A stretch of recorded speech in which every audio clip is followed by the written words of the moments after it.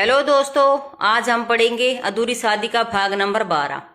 अगले संडे जब माही घर आई तो कार्तिक ने आज तय कर लिया था कि वह आज माही को हर हाल में सॉरी बोलकर रहेगा। वह जानता था कि केवल सॉरी ही काफी नहीं है, फिर भी वह कोशिश करना चाहता था। माही दोपहर के खाने की टेबल पर अरेंज कर रही थी। मौका देखकर कार्तिक पानी पीने के बहाने किचन में आया। माही उसे देखकर अनदेखा करते हुए अपने काम में लगी रही। कार्तिक धीरे से माही से सॉरी बोला तो माही अचकाकर इधर उधर देखने लगी। कार्तिक ने फिर से थोड़ा तेज आवाज में बोला सॉरी।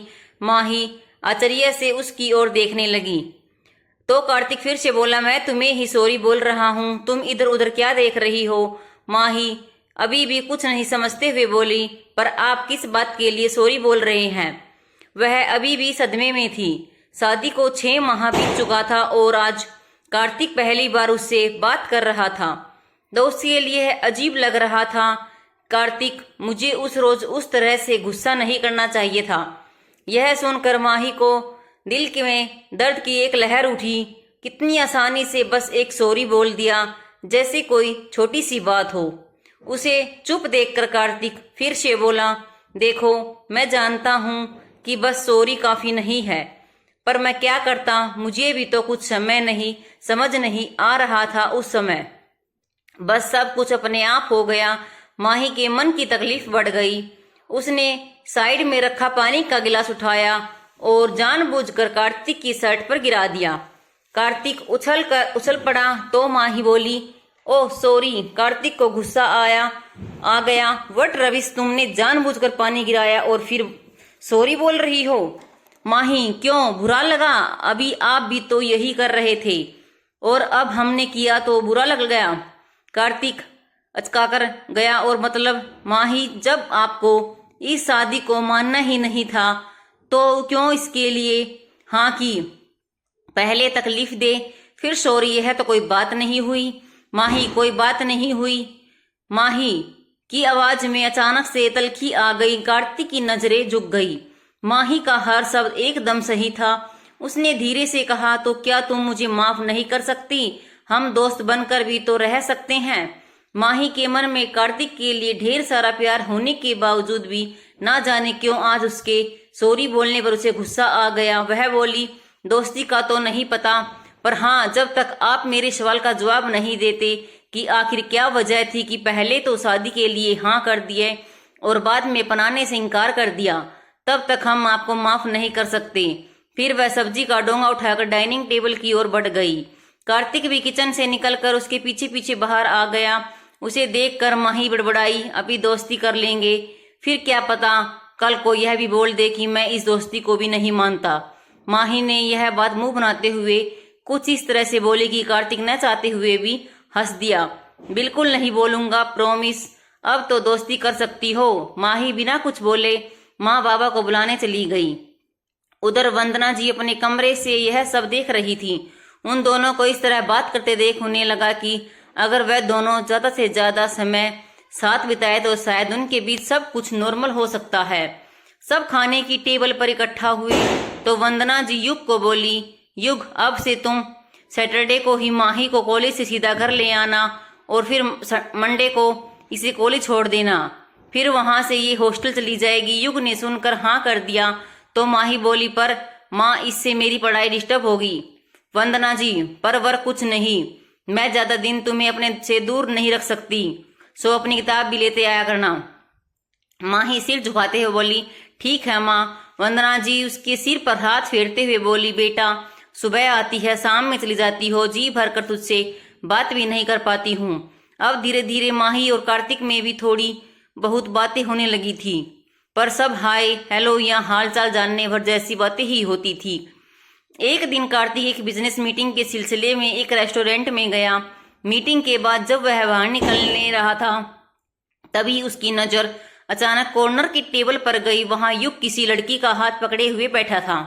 दोनों बड़े प्यार से एक दूसरे को खाना खिला रहे थे और साथ में हंस हंस कर बातें भी कर रहे थे। कार्तिक को लड़की का चेहरा नहीं दिख रहा था, शायद वह माही हो। ऐसा सोचकर वह थोड़ा पास जाकर उस लड़की का चेहरा देखना चाहा। अरे यह क्या? वह लड़की तो माही नहीं थी बल्कि रिया थी। कार्तिक को कुछ समझ नहीं आया। एक बार तो मन हुआ कि अभी जाकर पूछे, फिर उन्हें डिस्टर्ब ना कर रात में युग से बात करने की सोचकर वहां से निकल गया। आज सैटरडे था तो आज माही भी घर आने वाली थी। खाना खाने के बाद युग अपने रूम में टहलते हुए किसी से फोन पर बातें कर रहा था। कार्तिक ने जब उसे अकेले देखा तो उसके पास चला गया। युग की नजर जैसे ही दरवाजे पर पड़ी तो उसने फोन रख दिया। फिर बोला, अरे भाई, आप दरवाजे पर क्यों खड़े हैं? अंदर आइए ना। कोई काम था क्या? कार्तिक अंदर आकर बेड पर बैठते हुए बोला, अरे कुछ नहीं, बस यूं ही तुमसे बात करने का मन हो रहा था। युग भाई, आप तो यहाँ कर भी ऑफिस में बिजी हो गए, शाम में घर आते भी हो तो काफी थके रहते हो। मैं चाहकर भी आपके साथ टाइम स्पेंड नहीं कर पाता हूँ। फिर दोनों भाई अपनी बचपन की बातें याद कर फिर से मस्ती करने लगे। अचानक से कार्तिक को रेस्टोरेंट वाली बात याद आ गई तो वह युग से पूछ लिया, युग, आज दोपहर में तुम रेस्टोरेंट गए थे? युग सकपका कर गया। लगता है भाई ने देख लिया। फिर उससे पूछा, आपको कैसे पता भाई? कार्तिक, मेरी मीटिंग थी वहां तो मैं भी वहीं पर था। अच्छा, तुम्हारे साथ कोई लड़की भी थी? युग वो करता हुआ, माही, वह रिया थी भाई, वह रिया थी। कार्तिक हंसते हुए बोला था, तो उसमें इतने डरने की क्या बात है? युग भाई, आप गुस्सा तो नहीं हो ना? कार्तिक, नहीं। अच्छा यह बताओ, कुछ चल रहा है क्या तुम दोनों के बीच में? युग शर्माते हुए बोला, भाई, we are in relationship, I love her very much. Kartik आश्चर्य से फैलते हुए बोला, क्या? युग, हाँ भाई, मैं और रिया पिछले 3 साल से रिलेशनशिप में है और स्टडी कंप्लीट होने के बाद हम शादी भी करने वाले हैं। कार्तिक को बहुत आश्चर्य हुआ। कहाँ वह इतने दिनों से युग को माही के साथ छोड़कर सोच रहा था और कहाँ अब यह? उसने फिर से युग से पूछा, माही को पता है यह सब? युग, हाँ भाई, फर्स्ट डे से ही उसे सब पता है। उसी ने मुझे सजेस्ट किया था कि जल्दी से उसे प्रपोज कर दूं। कार्तिक और भी अचरज में भर गया। और क्या वह खुश जिससे? अब युग चौंक पड़ा। फिर भी उसने कुछ ज्यादा न सोचकर कहा, हाँ भाई, वह बहुत खुश है और उसने हमें बोला भी है कि मौका देखकर वह मॉम डैड से हम लोगों के लिए बात भी कर लेगी। कार्तिक को तो अब कुछ समझ ही नहीं आ रहा था। उसने युग से थोड़ी देर इधर उधर की बातें की, फिर गुड नाइट कहकर अपने कमरे में चला गया। वह सोच सोच कर हैरान परेशान था। क्या हुआ? इतने दिनों से गलतफहमी में जी रहा था। क्या उसे सुनने में तब धोखा हुआ था जब उसने युग को मोम से माही को प्रपोज करने वाली बात बताते हुए सुना था, या आज उसे धोखा हो रहा है कि यह रिया के साथ रिलेशनशिप में है? उसके कुछ समझ में नहीं आ रहा था। वह उठकर बैठ गया। उसे नींद नहीं आ रही थी। पानी पीने के लिए हाथ बढ़ाया तो दिखा जग में पानी नहीं है। वह पानी लेने के लिए अपने रूम से निकला तो देखा माही के कमरे की लाइट जल रही थी। शायद वह जगी हुई थी। उसके कदम खुद बेखुद माही के कमरे की ओर बढ़ गए। दरवाजा खुला हुआ था, फिर भी उसे अंदर जाने में झिझक हो रही थी। थोड़ी देर गेट पर खड़ा रहने के बाद हिम्मत करके उसने गेट को नॉक किया। माही अभी तक पढ़ रही थी। वह चौंक गई कि अभी कौन हो सकता है। वह उठकर गेट पर आई तो वहां कार्तिक को देख हैरान रह गई। आज ये पहली बार था जब कार्तिक उसके कमरे के दरवाजे पर था। माही उसे देखकर अपनी आंखें चौड़ी करते हुए पूछी, कोई काम था क्या आपको?